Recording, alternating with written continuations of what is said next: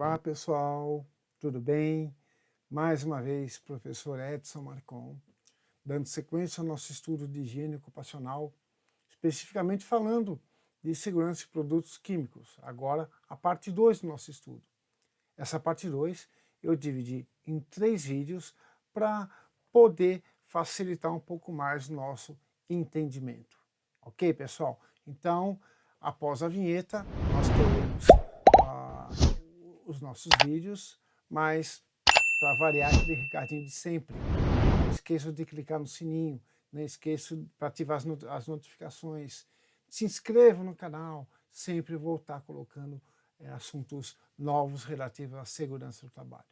Ok, pessoal? Então, vamos à primeira parte da sequência do módulo 2 de segurança com produtos químicos. Bons estudos, pessoal!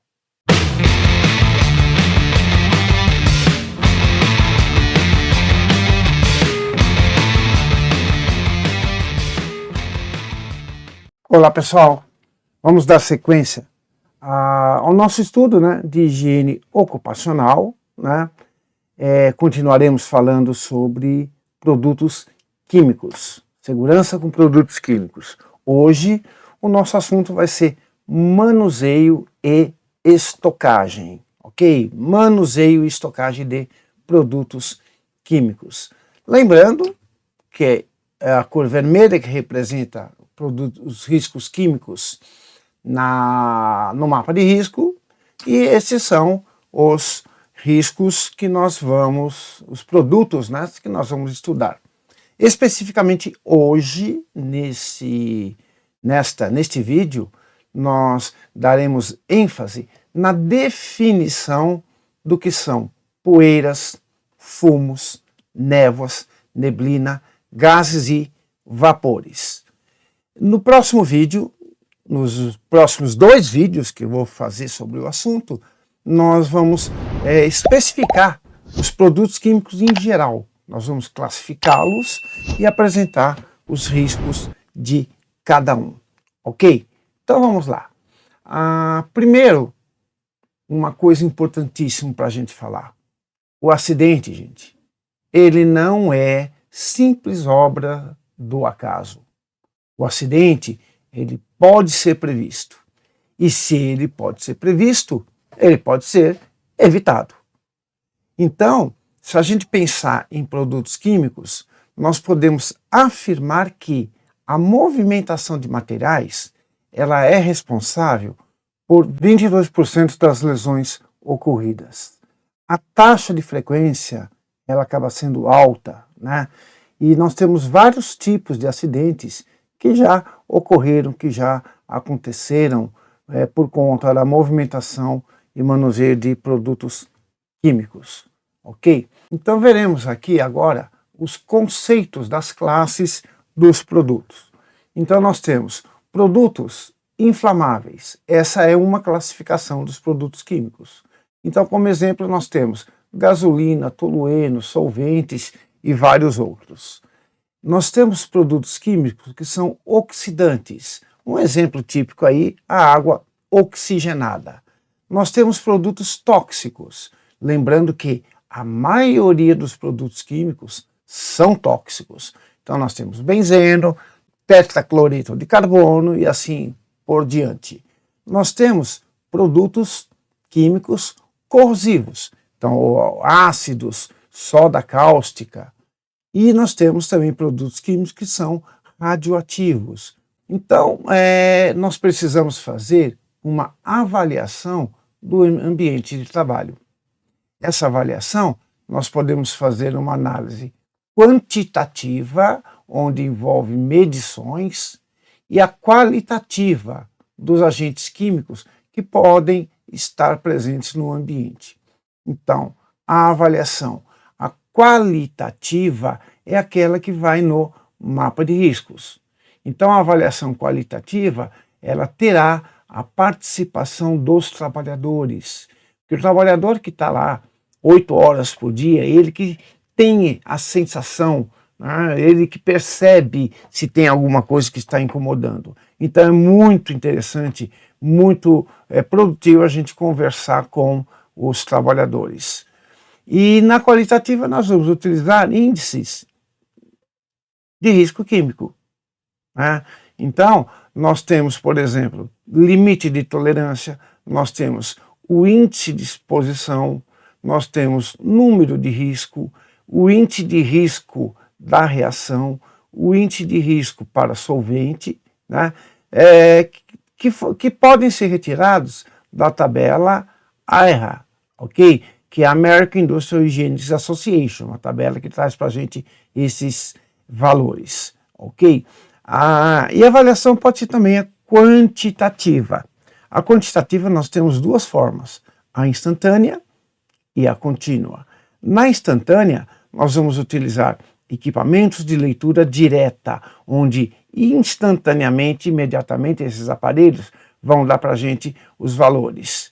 E na contínua, nós vamos utilizar equipamentos que vai trazer para a gente amostragem, tá? Uma amostragem da concentração, por exemplo, de algum produto no ambiente de trabalho. Então, na avaliação, nós precisamos fazer um levantamento preliminar. Nesse levantamento preliminar, a gente pode já determinar qual tipo de produto que eu possa ter neste ambiente, fazer a avaliação através de amostragem, de análise. Uma vez feita a avaliação, nós podemos já começar a implantar medidas de controle.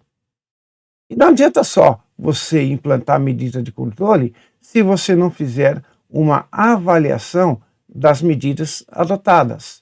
Então, as medidas de controle, essa avaliação, ela é contínua, porque no meio do caminho alguma coisa pode mudar, pode haver alguma alteração que seja interessante, né, que seja importante. Ok? Então vamos lá. Vamos lembrar um pouquinho do estado físico dos produtos químicos. Os produtos químicos, o estado inicial dele, nós podemos ter produtos químicos no estado sólido, nós podemos ter produtos químicos no estado líquido e nós podemos ter produtos químicos no estado gasoso. No estado sólido, ele tem duas formas de apresentação. Nós temos sólido na forma de poeiras e sólidos na forma de fumos.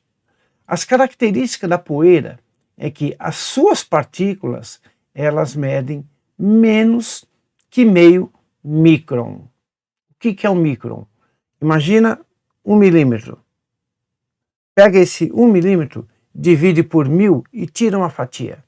Essa fatiazinha que nós tiramos, ou seja, o milímetro dividido por 1000 partes, uma parte é o micron. Então, olhe o tamanho da poeira, meio micron. Ela é proveniente de ação de moagem, trituração, lixamento, peneiramento de materiais sólidos. Já os fumos, né, então, corrigindo aqui, né, partículas maiores que meio micron. Ok? Então, característica das poeiras, partículas maiores que meio micron. Já os fumos, as partículas são menores que meio micron.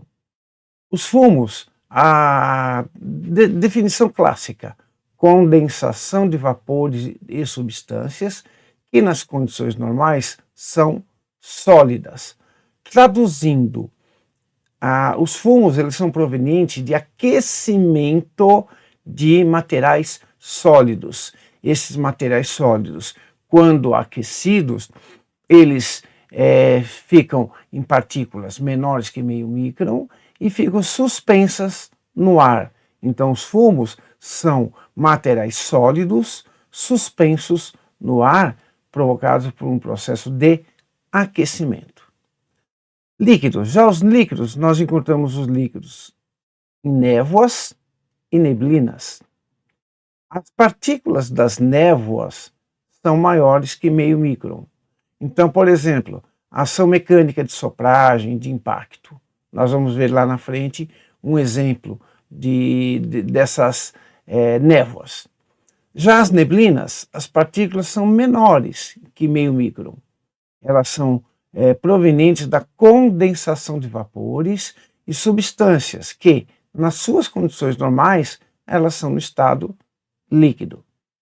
Já o produto químico, no estado inicial gasoso, nós encontramos na forma de gases, que são substâncias que, nas condições normais de pressão e temperatura, são gases. Já os vapores, o estado gasoso da substância, que nas condições normais de pressão e temperatura são líquidas. Então essa é apenas recordando o estado físico dos produtos químicos em geral, ok? Então quais são os riscos que a gente encontra trabalhando com substâncias químicas?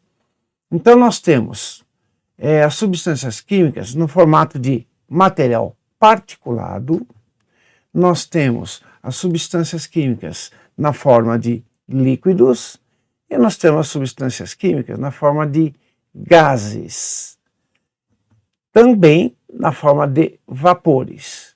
O material particulado, ele vai ser subdividido em fumos e em névoas. Então essas são as apresentações, né, como os produtos químicos são apresentados no ambiente de trabalho. Particulados, então. O que são particulados? São partículas sólidas ou líquidas em suspensão no ar, geradas por um processo externo. Então, eu tenho partículas suspensas no ar, partículas que podem ser sólidas ou líquidas. E o que gerou essas partículas? Um processo externo. E esse processo externo, né, vai gerar para mim fumo, pode gerar poeira, pode gerar vapor ou pode gerar uma névoa, ok? Então, só para a gente entender como funciona esse processo. Então, subdividir aqui, ó, fumos, poeira, vapor e névoa. Todos são substâncias. Vamos começar pelo fumo. Fumos são substâncias e todos eles, né, sofrem um processo externo. Então, ó, substâncias que sofrem um processo externo. Todos eles. Agora, que substâncias? Fumos são substâncias sólidas. Fumos são substâncias sólidas, que vai sofrer um processo de aquecimento. Então eu preciso aquecer a substância sólida para que ela fique particulada, por isso que são chamados particulados, né? Porque ela se transforma em partículas sólidas ainda, suspensas no ar. E o que gerou essas partículas? Um processo de aquecimento. Já a poeira. Poeiras são substâncias sólidas também. Só que o processo que gera a substância sólida é um processo mecânico. Por exemplo, um martelamento, lixamento, um processo de serra, ok? Vapor. O vapor são substâncias líquidas que sofrem um processo de aquecimento. Então eu preciso aquecer o produto químico para que ele se transforme em vapor, e esse vapor são substâncias líquidas que sofreram um processo de aquecimento e são suspensas no ar. Já a névoa também são substâncias líquidas. A diferença é que ela é gerada por um processo mecânico. Por exemplo, quando a gente pega a mangueira do jardim e a gente tampa a saída d'água, ela forma aquela névoa, ok? Então vamos em frente. Aerodispersório de sólidos. Gente, eu falar de particulado sólido e aerodispersório de sólido é a mesma coisa. Estamos falando do mesmo assunto, ok? Então, ó, são partículas sólidas, suspensas no ar. Elas dividem-se em poeiras, proveniente de lixamento, moagem, trituração, peneiração, perfumação e explosão. Ok? E outros processos. Então nós temos aqui um exemplo de poeira. Camarada lixando uma peça aqui, lixando provavelmente o tijolo ali. E fumos. Fumos são geradas por condensação ou oxidação de vapores de substâncias sólidas à temperatura ambiente. Então nós temos aqui como por exemplo, processo de solda. Isto daqui não é fumaça. Isso daqui são fumos. Neste exemplo, eu tenho metais, partículas sólidas metálicas suspensas no ar, gerada por um processo de aquecimento. Ok? Então, como disse antes, né, os aerodispersóides também são chamados de particulados. Importante, eles permanecem no ar por bastante tempo. Então, a possibilidade de inalação, ela é grande. Então, o risco aí, ele é grande. E quais são, né? Como que a gente pode classificar os particulados? Nós temos aqui nossas vias aéreas superiores, que abrange esta região aqui. A fração inalável é aquela que vai entrar pela boca e pelo nariz. Então, são as partículas que são consideradas fração inalável. Nós temos a fração torácica.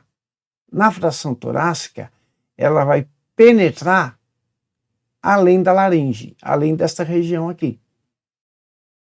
A inalável, aqui. Agora, se a gente entrar um pouquinho mais, nós temos a fração respirável. A fração respirável, ela vai penetrar além dos bronquíolos, onde fica a região de troca de gases, onde nós temos a troca de gases, a oxigenação do sangue, aqui, através dos bronquíolos. Então, esta fração, a fração respirável, ela vai penetrar na parte mais profunda do nosso pulmão. Okay? Então, alguns exemplos. Nós podemos encontrar aqui poeira, proveniente do lixamento dos pneus. Okay? Aqui é um protético. O rapaz lá que faz as próteses dentárias. Então, nós podemos encontrar poeira. Aqui nós temos gesso. Aqui nós temos resina. Ele tem um processo de lixamento também. Então, nós temos aí bastante poeira. Aqui, ó, geração de poeira. Bastante sílica suspensa no ar. Aqui, nós temos o processo de solda. Então, nós temos o aquecimento aqui e aqui a geração dos fumos. Por isso que o soldador precisa utilizar máscara. Ok? Muito bem. Agora, os aerodispersóides líquidos. Vamos falar dos aerodispersóides líquidos. São partículas líquidas que estão suspensas no ar também. Tá? Elas vão se subdividir em névoa. A névoa, ela é gerada por uma ruptura mecânica. Então nós temos aqui, ó, por exemplo, o aerossol. Então nós temos aqui dentro líquido. Nós temos aqui um propelente, um gás, que vai fazer com que esse líquido passe por aqui, e aqui ele tem uma ruptura mecânica. E esse líquido, ele passa a ser jogado no ambiente na forma de névoa. Então a névoa são partículas líquidas suspensas no ar, gerada por um processo mecânico, um processo de ruptura mecânica. Ok? Os vapores. Vapores também são aerodispersóides líquidos, só que eles são gerados pelo processo de aquecimento. Então nós temos um exemplo típico aqui, ó. Isso daqui é vapor. Eu tenho líquido aqui dentro e o processo de aquecimento vai transformá-lo do estado líquido para o estado de vapor. E as neblinas. A neblina ela é gerada pela condensação de vapores. Como é que isso funciona? Nós temos esse exemplo aqui, ó, da latinha. Quando a gente pega aquela latinha de refrigerante congelada, né, tá bem gelada lá na nossa geladeira, um dia quente, eu tenho o ar úmido, eu tenho a umidade relativa do ar, então eu tenho no ar vapor. Vapor gerado pelo aquecimento do atmosférico, né? Ele transformou a água em vapor e ela está suspensa no ar. Quando essa água encontra uma superfície gelada, que é a superfície aqui da latinha, ele vai voltar ao estado líquido.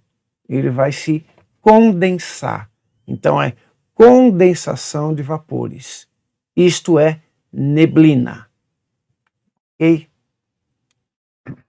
Então vamos identificar aqui. Né? Vamos identificar o que nós temos. Se a gente observar bem, aqui eu tenho líquido, vai passar por um sistema mecânico que vai transformar em névoa. Tá? Então, voltando lá na definição, olha lá, gerada por ruptura mecânica. Eu tenho a névoa. Aqui a névoa saindo. Tá? Então, aqui, ó, nós temos névoa. O próximo, esse aqui está bem claro, né, gente? Nós temos vapor. A gente tem líquido aquecido na forma de vapor, especificamente aqui. E um exemplo que nós não citamos, né, é que é outro tipo de aerodispersóide, nós temos fibras. Nós temos fibras naturais e fibras artificiais também suspensas no ar. É um material sólido que sofreu um processo de ruptura e ao invés de ele ter, são partículas maiores, né, que vão ficar suspensas no ar. E isso daqui, gente, não é, isto aqui especificamente, não é névoa, não é neblina, tá? Esse daqui é fumaça. Essa é a diferença. O que é a fumaça? Mistura de gases de combustão e material proveniente de combustão incompleta. Então eu tenho um material sólido, passou por um processo de combustão, essa combustão é incompleta, ele vai gerar fumaça, ok? Aquilo que a gente vê quando a gente está viajando, que a gente fala de neblina, a neblina é diferente da fumaça. A neblina é quando eu tenho uma massa úmida, quente, encontra uma massa fria e eu tenho a condensação desses vapores. Ok? Então, fumaça, mistura de gases de combustão e material proveniente de combustão incompleta. Ok? Os efeitos no organismo. Então, nós temos aqui, por exemplo, nós temos produtos irritantes. Os irritantes, eles vão afetar a mucosa e o trato respiratório. Nós temos também as fibrogênicas, que vão provocar lesões pulmonares. Então nós temos aqui do lado esquerdo um pulmão sadio. Ó, ele é rosadinho. Isso aqui é um pulmão de fumante. Tá? Então nós temos aí um monte de produto químico impregnado que ele jogou para dentro do pulmão através da fumaça. Tá? Lembrando que a fumaça é material sólido proveniente de aquecimento incompleto. Então são partículas sólidas que estão aqui no pulmão. Tá? E esse pulmão aqui tá? É um pulmão que tem fibrose, ok? Nós temos várias outras doenças provocadas por partículas sólidas, tá? Nós temos produtos alergênicos, né, que vão provocar asma, alveolite. Nós temos produtos cancerígenos. Esses produtos vão afetar o mecanismo regulador bioquímico. Nós temos substâncias tóxicas que vão atingir o sistema nervoso central e os órgãos internos. E nós temos produtos que vão trazer para a gente efeitos cutâneos. Então vão provocar dermatites, vão provocar urticárias. Ok? Então aqui, só para a gente ver qual a diferença entre gás e vapor. Tá? Então nós temos aqui, isso aqui são vapores, e esse aqui, famoso gás do balãozinho. Então qual a diferença? O vapor, a temperatura do vapor, ele está abaixo da temperatura crítica. Já o gás, a temperatura, ela está acima da temperatura crítica. O que é isso? Tá? A temperatura crítica é a temperatura acima da qual a substância só pode existir na forma de gás. Tá? Então, a temperatura crítica é quando o material atingiu essa temperatura. Acima dessa temperatura, ela só pode existir na forma de gás. Por quê? É impossível mudar seu estado gasoso para o líquido apenas com o aumento da pressão. Então, os gases, eles estão no estado fluido, e para mudar de estado é necessário usar dois processos simultaneamente. Para o gás se transformar em líquido, eu preciso aumentar a pressão e diminuir a temperatura dele, para ele se transformar de gás para líquido. Já o vapor é um estado onde a substância pode facilmente se transformar em líquido, ou seja, voltar para o estado líquido, apenas se a gente aumenta a pressão do sistema. Então, se eu pegar gás e submetê-lo sob pressão, ele vira líquido. Ou se abaixarmos a temperatura, ou um ou outro. O gás eu preciso dos dois. No vapor, basta um para mudá-lo de estado. Ok? Então, 3 tipos de gases e vapores. Tá? Nós temos os irritantes. Os irritantes, eles são mais solúveis. Eles vão atacar as vias aéreas superiores, que são nariz e garganta. Vias aéreas superiores. E pouco solúveis vão atacar as vias aéreas inferiores, os bronquíolos e os alvéolos. Então, além de irritante, nós temos 2 categorias, os que são mais solúveis e os menos solúveis. Então, eles vão atacar de forma diferente. Já anestésicos, nós temos 5 tipos de gases anestésicos. O mais conhecido, gente, álcool, vapor de álcool. Nós temos também os asfixiantes. Nós temos no ambiente, no ar, o ar que nós respiramos, nós temos entre 19,5% e 23,5% de oxigênio. Essa é a porcentagem que a gente precisa para sobreviver. Tá? Acima desse percentual, o ambiente ele torna-se um ambiente inflamável. Nós temos um alto risco de inflamação com uma porcentagem de oxigênio acima de 23,5%. Abaixo de 19,5%, nós temos risco para o trabalhador. Por quê? Eu tenho uma atmosfera asfixiante. O trabalhador ele pode sofrer um processo de asfixia. Ok? Então, nós precisamos tomar muito cuidado com esses gases. Esses gases, eles roubam o oxigênio do ar. Eles fazem que a atmosfera ela fique rarefeita de oxigênio. Ok, pessoal? Então, para hoje, é isso que nós tínhamos que falar. Este era o assunto de hoje. Nós aguardamos vocês nos 2 próximos vídeos, onde nós vamos dar continuidade ao processo de manuseio e estocagem de produtos químicos. Então, até a próxima!